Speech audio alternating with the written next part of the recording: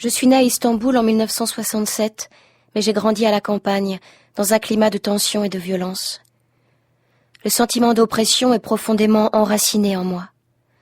L'un de mes premiers souvenirs, c'est à 4 ans et demi, lorsqu'est venu chez nous un camion rempli de soldats en armes. Ma mère pleure. Les soldats emmènent mon père. Ils le relâchent, plusieurs heures après, parce qu'il recherchait quelqu'un d'autre.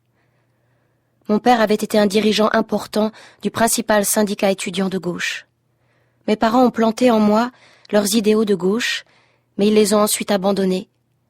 Mon père est devenu un homme violent, aujourd'hui il est nationaliste. J'étais une enfant très solitaire qui n'allait pas facilement vers les autres. Très jeune, j'ai commencé à lire sans avoir l'intention d'en faire mon métier. Je passais des journées entières dans les livres. La littérature a été mon premier asile. J'ai écrit un poème et une petite histoire que ma grand-mère a envoyée à une revue d'Istanbul. Mes textes ont été publiés, mais ça ne m'a pas plu du tout. J'étais bien trop timide pour pouvoir me réjouir. Plusieurs années plus tard, à 22 ans, j'ai écrit ma première nouvelle, qui m'a valu un prix dans un journal. Mais je n'ai pas voulu que mon texte soit publié. J'étais alors étudiante en physique. Je suis partie faire des recherches sur les particules de haute énergie au Centre européen de recherche nucléaire de Genève. Je préparais mon diplôme le jour et j'écrivais la nuit. Je buvais, je fumais du hashish pour trouver le sommeil. J'étais terriblement malheureuse. En arrivant à Genève, j'avais pensé naïvement que nous allions discuter d'Einstein, de Higgs et de la formation de l'univers. En fait, je me suis retrouvée entourée de gens qui étaient uniquement préoccupés par leur carrière. Nous étions tous considérés comme de potentiels prix Nobel, sur lesquels l'industrie misait des millions de dollars. Nous n'étions pas là pour devenir amis.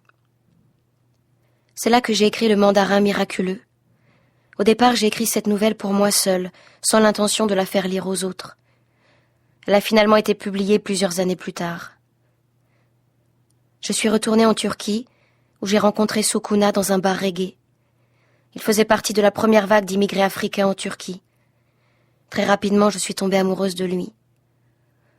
Ensemble, nous avons vécu tous les problèmes possibles et imaginables.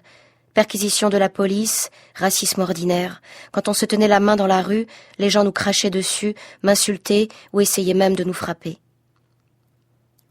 La situation des immigrés était alors terrible.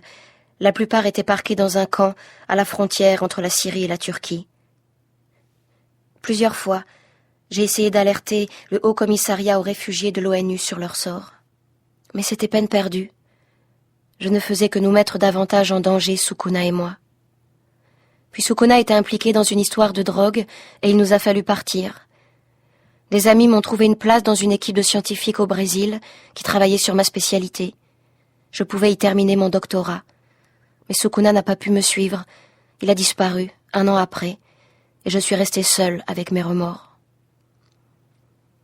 Rio n'est pas une ville facile à vivre pour les migrants. J'ai alors décidé de renoncer à la physique pour me consacrer à l'écriture. Mais ce n'est qu'à mon retour en Turquie que j'ai écrit La ville dont la cape est rouge, dont l'intrigue se passe à Rio. L'héroïne est une étudiante turque qui se perd dans l'enfer de la ville brésilienne. J'étais étrangère au Brésil, mais aussi étrangère en Turquie. Je ne me sens chez moi que lorsque j'écris. 20 ans plus tard, aujourd'hui, je me sens toujours comme une sans-abri. J'aime bien Cracovie, je pourrais y rester encore longtemps, mais je sais bien qu'il faut laisser la place à ceux qui attendent un asile. Il faudra bien que je retourne en Turquie. En attendant, chaque jour, je me dis que dans mon pays, tout le monde sait bien que je suis devenue l'écrivaine turque la plus populaire. Tout le monde le sait, mais pourtant tout le monde se tait. C'est sans doute cela, aujourd'hui, l'exil le plus terrible.